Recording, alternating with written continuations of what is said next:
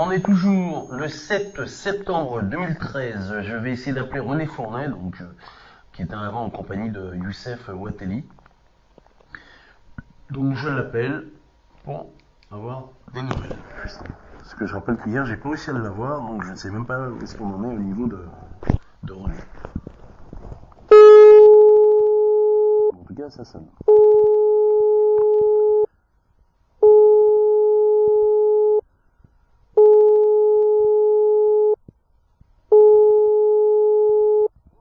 Allô René ? Oui, c'est René. Ça va ? C'est Michel à l'appareil, tu vas bien ? Ça va. Bah ouais. Qu'est-ce que je veux dire ? Je me permets, je t'embête 2 secondes. Tu sais ce qui s'est passé pour Youssef ou pas ? Ah, bien sûr que je sais ce qui s'est passé. Ah, est-ce que tu pourrais m'expliquer un petit peu quoi ? Parce que je m'en suis douté. Ouais, vas-y, explique-moi et après je te dirai moi ma vision des choses. Ou je peux te la dire avant, Comme ça, si jamais si ça correspond comme ça. Oui. Moi, je pense que c'était pour te. Oui, vas-y. Je vais t'expliquer ce qui s'est passé. Voilà, alors explique-moi. C'est juste en train de finir de ma bouffée en attendant. Bon. Alors, en fait, tu sais que le jour où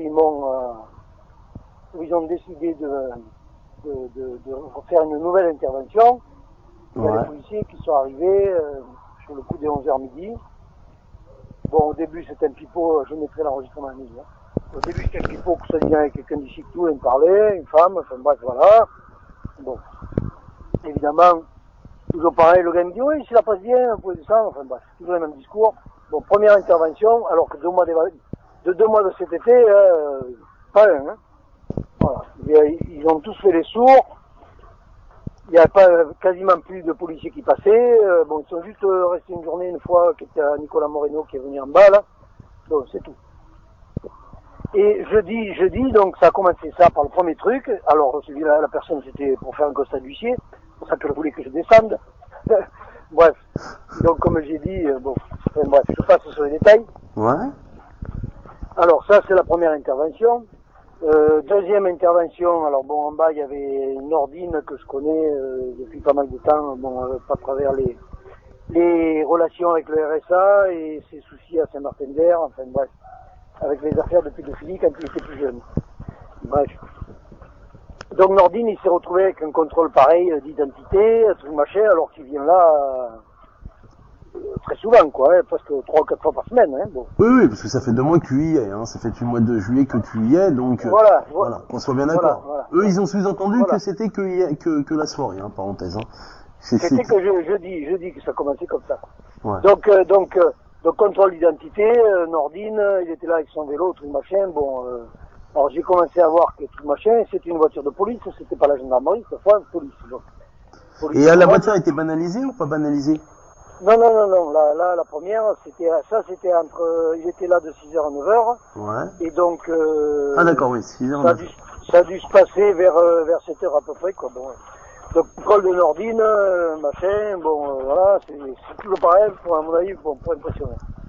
Donc, Nordine, tout machin, j'appelle Pierre parce que, je dis on sait jamais, bref.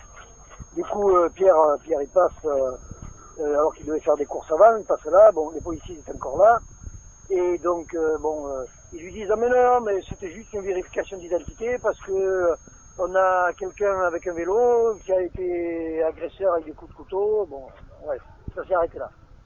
Mais je me méfie quand même avec ces gens-là. Ouais, t'as raison. Surtout quand on cherche à tout prix à... Surtout que ça, c'est deuxième truc, police. Surtout que les policiers, tu t'en rappelles bien, comme ils t'ont violenté avant, quand moi, c'est des gendarmes qui m'ont violenté quelques années avant. Bon. Oui, mais là-bas-dedans, tout le monde collabore. Ouais. Je vais comprendre pourquoi. Ouais. Donc je continue pour que tu aies bien le fil de la journée. Bon, ensuite, il y a Pierre Besson qui est allé faire ses courses, qui revient là. Et je sais plus qui y avait encore, enfin bref, contrôle de gendarmerie. Et au passage, à chaque fois, il y avait toujours celui-là qui est depuis 2-3 mois, le Nicolas Christian, ancien facteur avec sa femme, qui est aussi gabarit que lui, quoi, un gars qui doit faire 120 kilos, qui me dénigre à tour de bras, qui dénigre Youssef en disant que c'est un intégriste, enfin bref. il a fait le tour de tous les gens de l'association, tous ceux qui me connaissent, Nicolas Saint-Chenery, enfin bref, tout, voilà, a déversé, on va dire, sa bave de crapaud, comme je dis. Bon, c'est un gars qui, à un moment donné, travaillait pour Carignon il y a une trentaine d'années, à vider les boîtes aux lettres. Au moment des élections, tu sais, ils ouvraient les blocs de boîtes aux lettres, comme ils étaient facteurs, ils avaient les passes. Ah ouais, d'accord. Donc ils ouvraient les blocs de boîtes aux lettres, ils enlevaient tous les tracts de ceux qui étaient passés avant, ils surveillaient les autres, et derrière ils mettaient les tracts de Carignon. Voilà. Ça c'était ses premiers boulots quand il s'est fait virer de facteur, quoi. Lui et sa compagne, hein, d'ailleurs, les deux pareils. Bon. En soi-disant, c'est parce qu'on les forçait à le faire, enfin bref, je le dis. Bon. À un moment donné, il a eu des ennuis avec des pressions politiques, et donc ce gars-là, il menaçait les autres de tout publier, parce qu'il avait plein de photos, etc. Donc pour ça, il était venu me voir, moi, tu vois. Mais j'ai dit, attends, moi je publie, mais si tu me donnes les photos, je peux pas publier quelque chose si tu me donnes pas les documents. Bon, donc il a pas voulu me donner les documents, mais j'ai dit, moi si tu veux, je t'apprends à publier, et tu publieras tout ça. Bon, à mon avis, il s'en est juste servi de chantage pour les autres, pour qu'on le laisse tranquille, quoi. Bref. Donc ça, c'est une étape. Bon, après, il a travaillé pour Desto, tu vois, un coup le RTR. Après Desto, il est embauché à l'ancienne patinoire de Grenoble, à la sécurité. Et un jour, il y a le circuit d'ammoniac qui pète. Je te dis pas, tu vois, les patinoires, c'est refroidi, c'est pas comme les frigos, c'est pas du fréon, c'est de l'ammoniac pur qu'il y a dedans. Oui, oui, tout à fait. Tu vois, quoi. Ouais. Donc c'est classé Céveso, l'installation, hein. Bon, pour te situer le danger que ça représente, quoi, hein. Et en fait, l'installation, on l'a pété un dimanche au moment où il n'y avait personne. Voilà. Alors qu'ils savaient tous là-bas dedans que ça allait risquer de péter d'un moment à l'autre, hein, mais bon. Voilà. Donc, c'est toujours le problème des emplois fictifs, des copains qu'on récompense et qui ont des postes comme ça importants et pour fermer les yeux, quoi. Donc, bref. Donc, depuis, ils ont fait une nouvelle patinoire, l'autre a été fermée. Bon, bref. Je passe. Ça, c'est pour t'expliquer le contexte. Donc, ce gars-là, chaque fois qu'il y a quelqu'un qui arrive ici, il est là, pof, ça y est, baratin, truc, machin, bref. Donc ce jour-là, jeudi, donc bon, ben, il y a eu Nordine qui a eu droit, il y a eu ceux qui étaient du RSA qui étaient venus aussi, parce qu'il y a des gens que je connais qui m'apportent des trucs aussi, enfin bref, qui ont eu droit, enfin bon, tous sont baratins, etc. Bon, après il revient, il y a, donc Pierre a eu il y a eu une nouvelle intervention de la gendarmerie entre 9h et 10h à peu près, quoi, dans ces eaux-là. Ça c'était jeudi. Donc là, la gendarmerie, ils leur ont juste dit, bon, on repassera dans une heure, enfin bref. Voilà, bon, Pierre, lui, tient bon, de toute façon, ce genre de passion, ça n'intimide pas. Oui, voilà, on parce a que chaque l'habitude. fois, on leur dit qu'ils devraient faire pression, que je devrais descendre au lieu de m'aider, enfin bon, etc., Ouais. etc. Bon. Et bon, donc ça, c'était 9-10 heures. Bon, après, je pense que Youssef était tenu au courant du roulement de la journée. Chaque fois, je l'appelais parce que, comme je dis, il est aussi un peu concerné par tout ça. Et voilà, il fait partie des gens qui m'ont beaucoup aidé dans... Ah mais ça, j'en doute pas une seconde.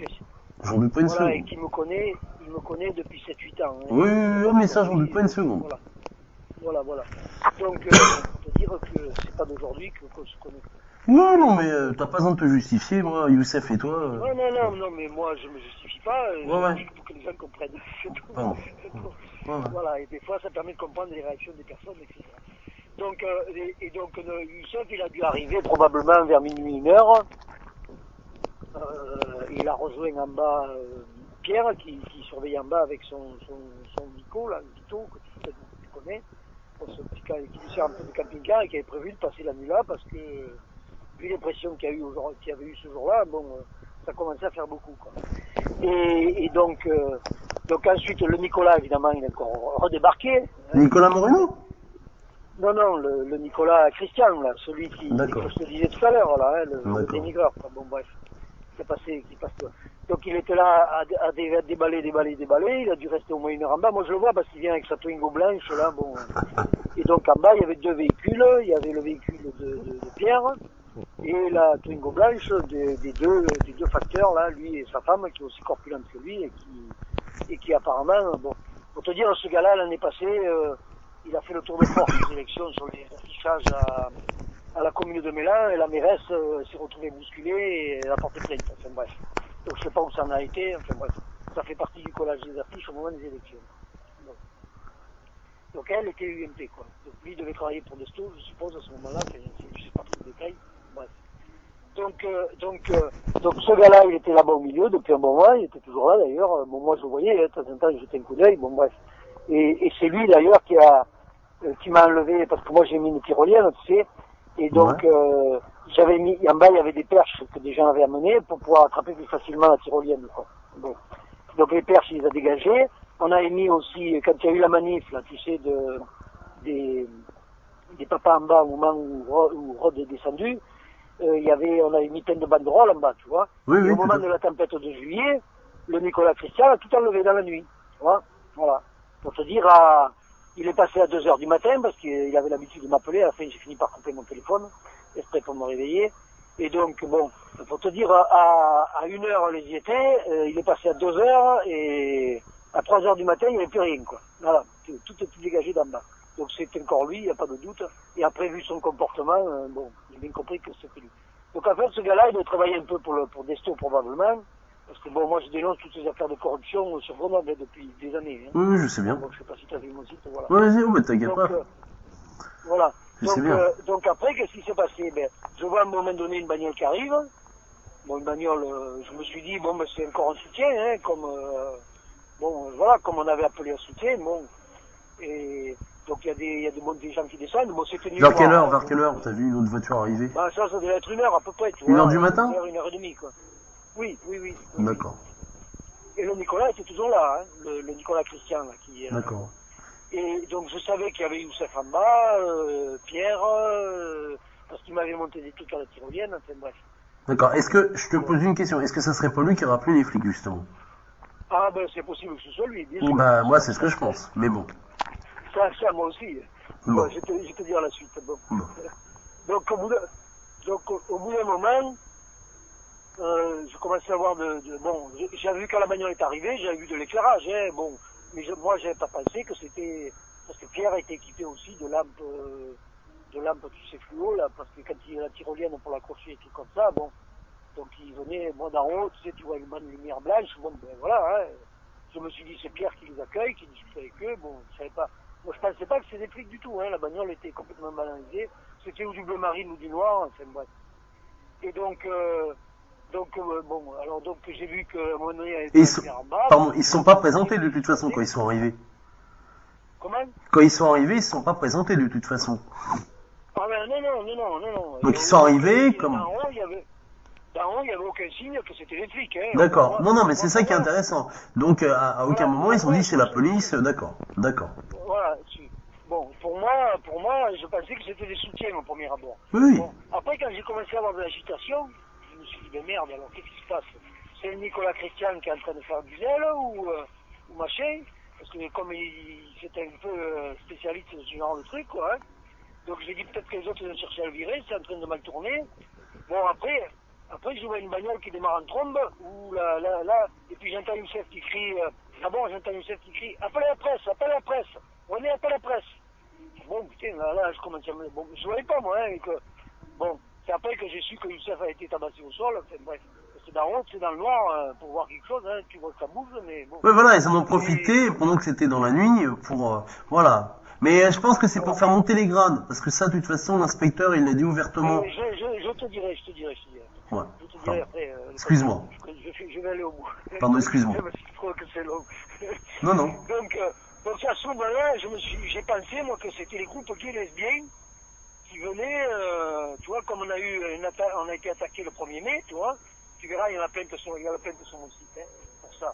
Parce qu'on était avec des banderoles 3W, même justicepourtous.org, qui faisaient 7 à 8 mètres de large, avec des piquets de 4 mètres de haut, tu vois. Et donc on tenait toute la manif du 1er mai, on avait 4 banderoles comme ça. On était 10 personnes, dont 8 porteurs. Donc moi j'étais avec Youssef. Après, j'ai été avec Nordine, parce que Nordine était avec une autre personne. Et les 2 autres personnes étaient chacun avec une femme. Voilà. Donc on a été attaqué par un groupe qui se disait gay lesbien, qui me traitait de masculiniste, qui voulait à tout prix que je pose mes banderoles. Et bon, moi j'ai insisté, bon, je reviendrai là-dessus après. Et Youssef, lui, quand il s'est retrouvé agressé, Bon, moi, il a été d'abord agressé lui d'un côté parce que 8 mètres de large, je sais pas si tu vois, parce que moi je disais, laisse tomber, laisse-les dire. Enfin bref, je te passerai le détail après, mais bon, tu verras, il y a un peu plus. Donc il a été super calme, Youssef, en plus. Comment? Il a été super calme en plus, Youssef, parce qu'il t'a dit laissez dire. Le problème, ils ont sauté sur Youssef d'abord. Voilà. Voilà. Donc, en essayant de... Après, il y en a un qui a tiré la banderole vers l'avant. Moi, j'étais dans la manif. Hein. Donc, je me tenais la banderole de l'autre côté. Et Youssef, il s'est retrouvé arrêté à l'endroit où il était. Et moi, je continuais en avant, quoi, dans la manif, quoi. Donc, j'ai pas vu ce qui se passait après. Je l'ai su après, le reste. Bon. Et donc, parce que Youssef, en plus, lui, il est pas comme moi, tu vois. Lui, si les gens essaient de l'agresser, bon, il essaie de résister, quoi. Et donc, après, moi, comme je résistais à tenir ma banderole, il y en a un qui a fini par me sauter dessus par derrière. Et donc le gars il m'a tenu sur le cou, l'autre il me tirait la banderole en avant, je me suis retrouvé par terre, et bon quand il me l'a arraché la banderole, moi j'ai pu bouger, le gars il m'a lâché, tu vois. Bon. Et après c'est revenu plusieurs fois dans la manif, parce que moi les banderoles, j'ai réussi à les récupérer, ils les avaient jetées dans le squat, et j'ai continué après avec Nordine, puisque Nordine n'avait plus la sienne non plus, ils avaient arraché toutes les banderoles. Hein. Bon, de dessus était tombé sur tout le monde. Pour te dire l'agression qu'on a eue ce jour-là. Hein. Ouais, on n'est pas arrivé au bout de la manif. Hein. Bon. Et donc pour te dire que jeudi, bon, quand j'ai entendu Youssef qui se mettait à crier comme ça, j'ai dit ça y est, ça c'est un coup des gays lesbiens qui peuvent pas m'atteindre ici, ben ils essaient d'atteindre ceux qui sont en bas, en squat, quoi, ils vont en pleine nuit, quoi, voilà. Donc bon, et donc j'ai cru que c'était ça au début, quoi. Donc le temps que je commence à pianoter pour taper, pour appeler des journalistes, je vois une première bagnole qui démarre en trombe, c'est-à-dire celle-là qui était arrivée, machin, quoi. Et puis, putain, je me dis qu'est-ce qui se passe, quoi. Alors donc je me suis dit peut-être que les autres ils ont eu peur, il s'est passé quelque chose. Enfin, j'ai cru que c'était les gays bien hein, au départ. Bon. Et puis je vois l'autre bagnole qui démarre en trombe tout de suite derrière. Bon, et les autres les gens montent dans la bagnole l'autre, mais bon dans l'obscurité je peux pas deviner quoi. Hein. Donc en fait la Twingo des facteurs, après j'ai compris qu'ils étaient encore là, donc j'ai dit tiens, c'est bizarre. Et voilà, donc les autres partaient derrière. Donc en fait, après, j'ai compris que c'était Youssef qui était parti dans la première bagnole et que les gars de la BAC avaient pris la bagnole, réquisitionné la bagnole du Nicolas Christian qui après était furieux contre les autres. Donc là, je commençais à entendre parler un peu fort, beaucoup plus fort, quoi. Parce que j'ai l'impression qu'après Pierre, il m'a dit, et après, ils les accusaient eux, que c'était eux qui étaient responsables de ce qui s'était passé, quoi. Et donc après, j'ai appris que Youssef était allé planter la bagnole dans le mur de la gendarmerie des Bains, qui est tout près, quoi. Voilà. Donc il faut savoir qu'ici, on dépend de la commune des Bains. Et que c'est les gendarmes des Bains, en fait, qui sont responsables du site. Et donc, voilà. Donc en fait, est-ce que Youssef savait que c'était des flics ou pas? Parce que d'après ce que m'a dit Pierre au téléphone, ils se sont présentés comme de la police, mais ils voulaient pas fournir de justificatif. Ah, bon. Donc ils ont donné ils ont, parce que moi, dans ce que j'avais entendu, Youssef a demandé plusieurs fois, donc il a pas demandé plusieurs fois, alors. Ah ben non, mais moi j'étais en haut. Je ne sais rien, moi, ce qui se passait en bas. Parce que moi, j'ai eu Pierre qui m'a dit, ça s'est passé que, ils ont mis de la lumière, on a attendu, 3 fois, Youssef a demandé, 3-4 fois, il a demandé, qui c'était, il s'est pas répondu, il s'est approché, c'est là où il s'est pris des coups. Voilà, mais moi tout ça, c'est ce que Pierre m'a dit, quoi. Voilà, c'est ce que Pierre. Voilà. C'est ce que Pierre aussi m'a dit. D'en haut, à la distance où je suis, je peux rien entendre. Hein. Tout à fait, mais tout à fait. J'entends rien, quoi. Hein. Mais toi, si tu as entendu. Ce que j'ai entendu, c'est quand Youssef a crié, appelle les journalistes, René appelle les journalistes. Alors bon, là, je me suis dit, il se passe quelque chose, quoi. Voilà. Mais c'est la seule fois que j'ai entendu des éclats aussi forts, quoi. Voilà. Alors le reste, j'entendais rien du tout, quoi. Hein. Donc, à la distance où je suis, moi il y a un petit peu d'air, il y a la rocade qui est en bas, enfin bref. Donc je peux pas entendre ce qui se dit en bas, c'est impossible, quoi. Si les gens crient pas, j'entends pas. Et même quand ils crient, j'ai du mal, tu vois, donc voilà. Donc le seul truc que j'ai entendu, moi, c'est quand Youssef a dit, René appelle les journalistes, Voilà, donc je suppose que c'était à ce moment-là qu'il devait être en train d'être menotté ou qu'il était dessus lui, enfin bref. Et donc après, j'ai su que c'était Youssef menotté qui avait sauté dans la bagnole des policiers et qui était parti la fracasser contre la gendarmerie des Bains. Alors est-ce qu'il s'est imaginé que c'était peut-être pas des policiers, que c'était des gays lesbiens qui se faisaient passer pour des policiers? Oui, c'est possible aussi, hein. C'est possible Voilà, aussi. moi, Parce qu'ils n'ont pas après, montré leur je- papier, ils ne sont pas présentés réellement. Moi, Voilà, demain, je tout à sors, fait, je dis, tout je à suis de fait. la police, si tu montres pas les papiers, Voilà, hein, parce qu'eux, ils se croient voilà, toujours au-dessus voilà. des lois, ces gens-là. Hein. Voilà. Et nous, vu dans le contexte où on était d'agression qu'on a eu des gays lesbiennes à répétition, bon, pendant la manif, et en plus la police qui avait l'air de laisser faire, et nous que, bon, pour te dire, hein, moi après, donc je continue pour cette manif du 1er mai, mais donc moi après, quand les autres, bon, il y avait deux couples qui étaient, enfin, pas des couples mariés, mais bon, qui étaient hommes et femmes. Donc bon, il y a Jacques Durand, hein, donc qui était à la manif aussi, que tu peux peut-être appeler. Si tu vas sur même justice pour tous.org, il te racontera. Hein. D'accord. Lui, il a, Comment il chacun a s'appelle? vécu un petit bout. Jacques Durand. Jacques Durand, d'accord. Je vais le marquer. Jacques Durand, tu vas sur le site même justice pour tous.org et il y a son téléphone. Bon, bon, donc il y avait lui, il y avait Patrick Lopis, enfin il y en avait d'autres. Bon, il y avait deux femmes, il y avait Joël qui a dit qu'elle pouvait témoigner aussi. Bon, ben si Joël, tu veux que je te donne ses coordonnées, je te donnerai aussi ses coordonnées. Bon, tu me rappelleras après. D'accord. Ouais. Donc il y avait deux femmes. Donc eux, ils ont été traités de comment ils ont appelé ça, d'être de l'extrême droite, tu vois. Et alors que moi et Youssef, on était traités de masculinistes, tu vois. Bon, et Nordine il était avec une autre personne du RSA aussi, ils ont été traités de masculinistes, voilà.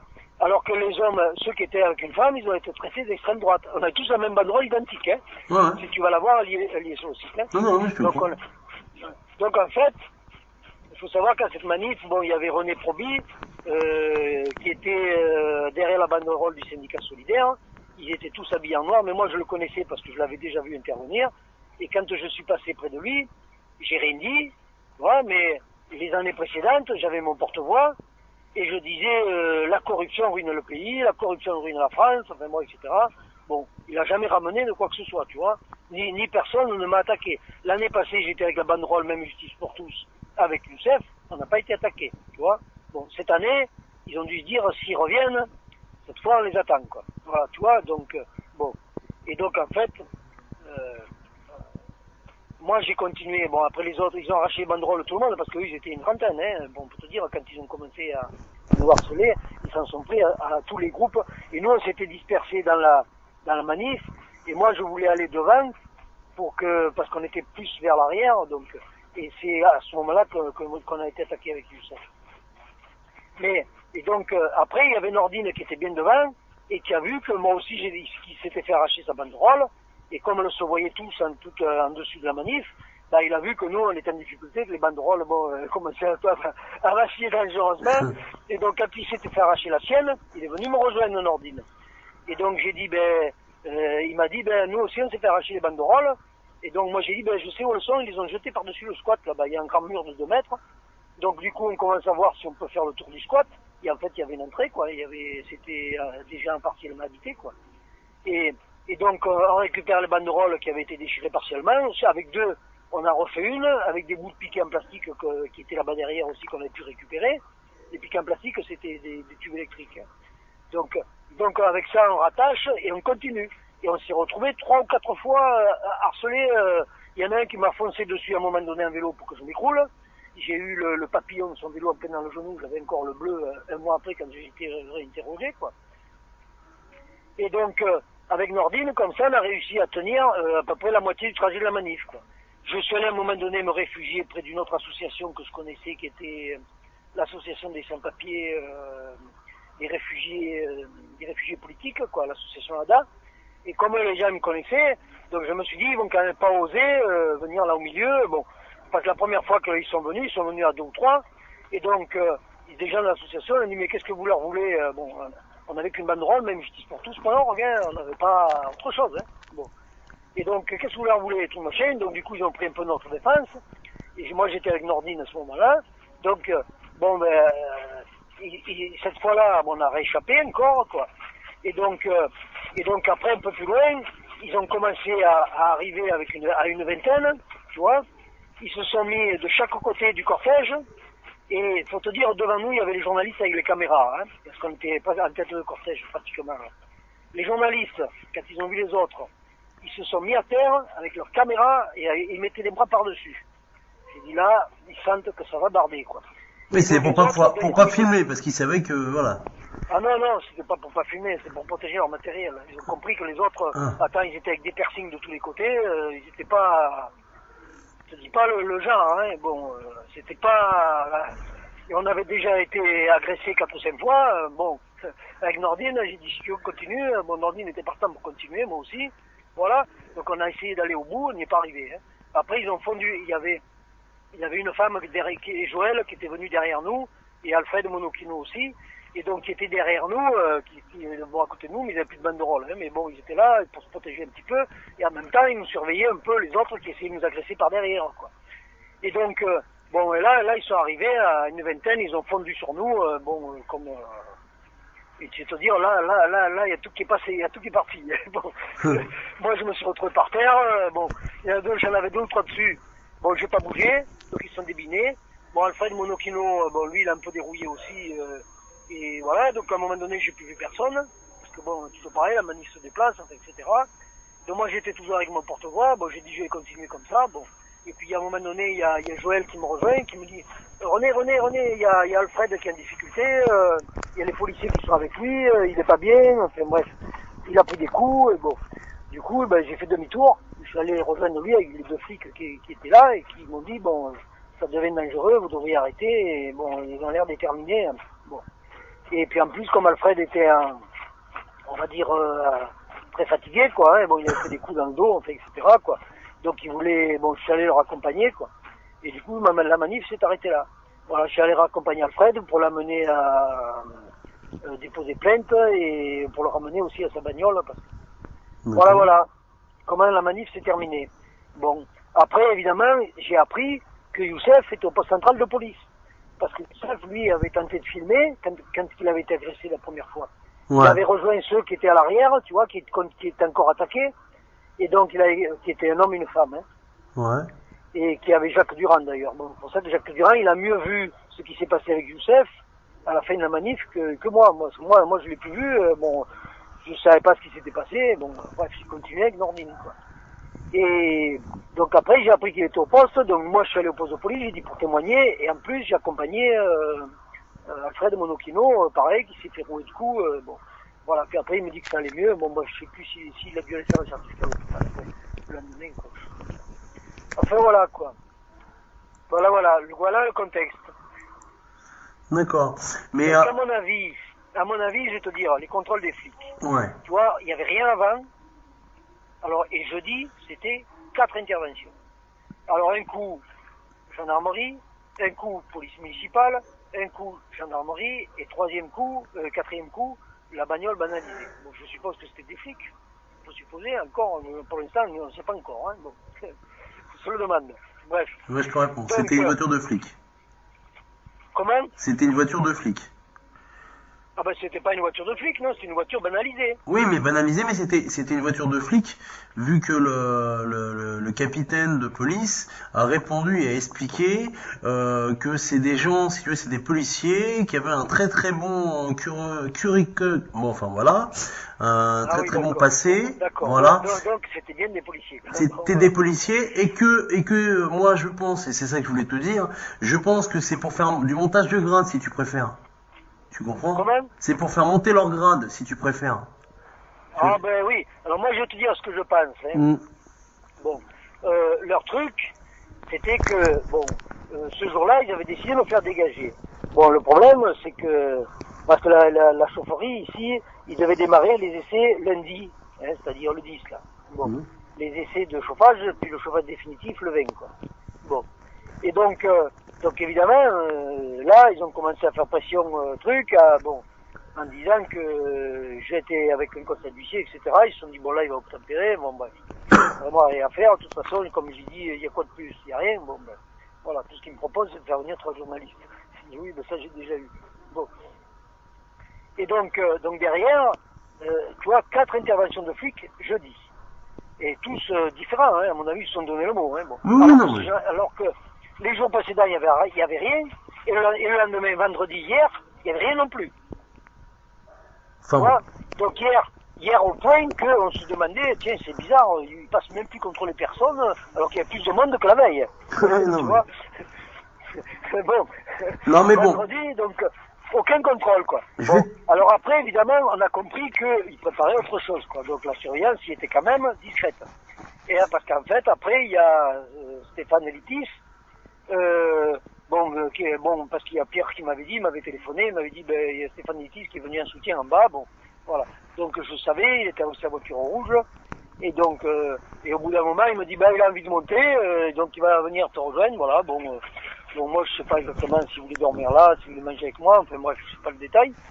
Et donc au bout d'un moment, j'avais compris qu'il s'était décidé à monter, parce que je le vois passer en bas, et donc, moi je suis descendu de ma hauteur où j'étais au premier niveau, quoi, hein, bon, de passerelle, qui est derrière la porte, hein, et qui est fermée là, bon, où on voit quand même bien arriver s'il y a une intervention de police, etc. Bon. Et donc, je le vois pas arriver, je me dis, putain, qu'est-ce qui se passe, il s'est pas fait mal, il est allé visiter l'usine, bon, il a été tenté par autre chose, enfin, je sais pas quoi, bon. Je rappelle Pierre, il me dit, non, j'ai pas vu, il est pas revenu, bon. Et puis au bout d'un moment, il y a Stéphane qui m'appelle, il me dit, oui, j'ai le capitaine de gendarmerie, là, qui voudrait te parler, un truc machin, ils m'ont arrêté en bas de l'escalier. Alors, j'ai dit, bon, mais attends, je remonte. J'ai raccroché, je suis remonté. Au dernier. Voilà, et donc, donc pour te dire qu'ils étaient dans les bâtiments planqués, aux aguets, sans aucune bagnole, sans rien, hein. Bon. Mais ici, il y a quand même des bagnoles de la sécurité qui circulent, on va dire, une fois tous les 4 ou 5 heures, hein, bon, le soir, hein. Ouais. Bon, moi, je vais, attends. Peut-être ils ont utilisé une bagnole de la sécurité pour se planquer dans le site, moi d'en haut, de toute façon, Bon. je peux pas voir s'il y a 5 personnes dans une bagnole de la sécurité ou pas, hein. Voilà. Voilà. Bon, moi, ce que je vais te dire. Oui, pardon. Moi, ce que je vais te dire. Bon, donc là, voilà, j'ai bien entendu déjà ça, voilà. Donc moi, je t'explique. Moi, je vais finir avec Stéphane Litis parce que c'est important. D'accord, pardon, Ce excuse-moi. matin de bonne heure, ça doit être sur le coup de 7 heures, je vois à nouveau, tiens, la bagnole de Stéphane Litis et Stéphane Litis, là, je supposais que c'était lui parce qu'il a ouvert la bagnole, il est parti. Bon. Il a dû aller prendre un petit déjeuner, je sais pas quoi. Il est revenu après. Bon, et le Nicolas Christian, tout de suite était déjà là. Ouais, j'ai dit, tiens, à peine il arrive, l'autre il est déjà là. J'ai dit, putain, il est bien informé, hein, il doit avoir ses sources directement. Moi, j'ai du mal à tout comprendre ce qui se passe, mais lui, dès qu'il y a un nouveau qui est là, pof, il est là, quoi. Donc, à mon avis, il y a direct des sources au niveau politique. Oui. Ou par les flics. Donc, Oui. bref. Bon, voilà, je vais arrêter là. Bon, alors moi, écoute, moi, je vais te dire honnêtement. Alors moi, ce que je pense, que de toute façon, quoi qu'il arrive, sache, parce que je vais te faire quand même écouter ce qu'il en est, le commissaire de police a donc à parler, donc tu pourras entendre, dans ce que je vais te faire entendre après, comme quoi qu'il sous-entendait qu'ils ont été faire un contrôle ce soir-là, parce que vous veniez juste de prendre les locaux. Et à la fin, de toute façon, il se contredit parce qu'à la fin, il dit, de toute façon, le papa qui est en haut de la tour, on va le faire dégager dans les 15 jours. Il faudra qu'il dégage dans les 15 jours. Enfin, ils disent pas le mot dégager, mais ils disent, voilà, il faudra qu'il soit parti dans les 15 jours. Oui. Voilà. Donc je vais te faire écouter, comme ça tu vas mieux comprendre ce que eux, ils ont raconté. Ok? Oui. Alors, je te passe ça tout de suite.